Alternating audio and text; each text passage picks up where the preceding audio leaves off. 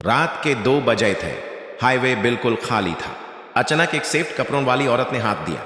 Truck driver ने lift दी, लेकिन जब गाड़ी रुकी तो जमीन पर उसके पांव के निशान ही नहीं थे। और फिर पीछे से एक आवाज आई, तुमने बहुत बड़ी गलती कर दी। मेरा नाम सलमान है और मैं पिछले 12 साल से ट्रक चला रहा हूं।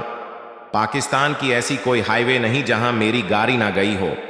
मैं कभी डरपोक नहीं रहा, लेकिन जो कुछ उस रात मेरे साथ हुआ, उसके बाद से मैं रात को ड्राइव नहीं करता।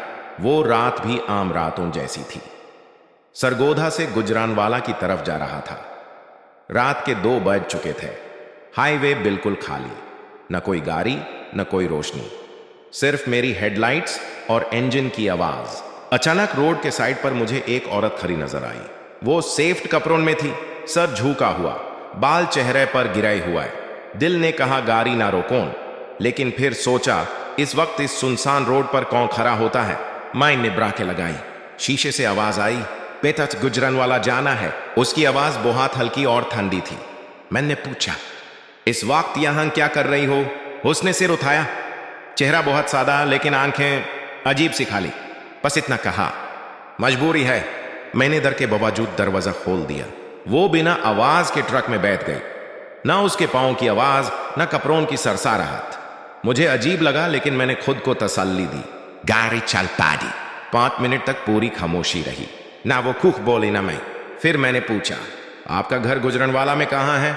उसने धीरे से कहा, जहां तुम्हारी सोच भी नहीं जा सकती।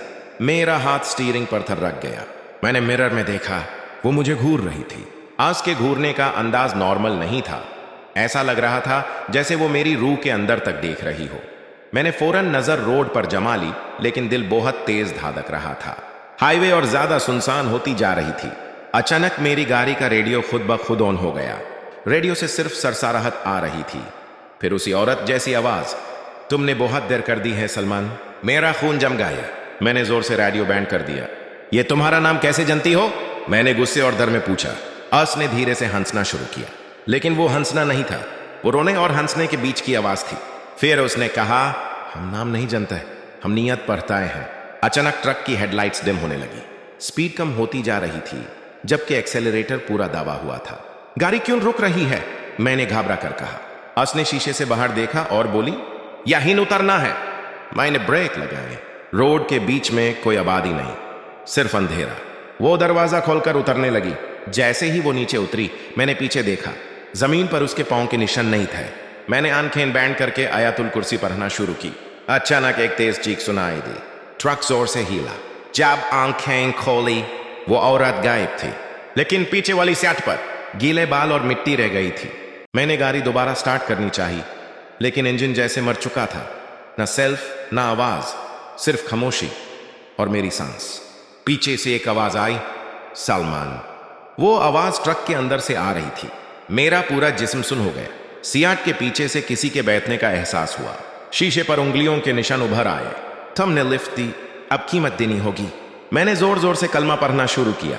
अचानक ट्रक के शीशे पर कोई चीज जोर से लगी। जब मैंने साइड मिरर देखा, वही औरत रोड पर घसीट रही थी, लेकिन उसका जिस्म उल्टा था। उसकी गर्दन 180 डिग्री घूमी हुई थी। मैं चीख उठा। इसी वक्त दूर से एक ट्रक की लाइट्स नजर आई।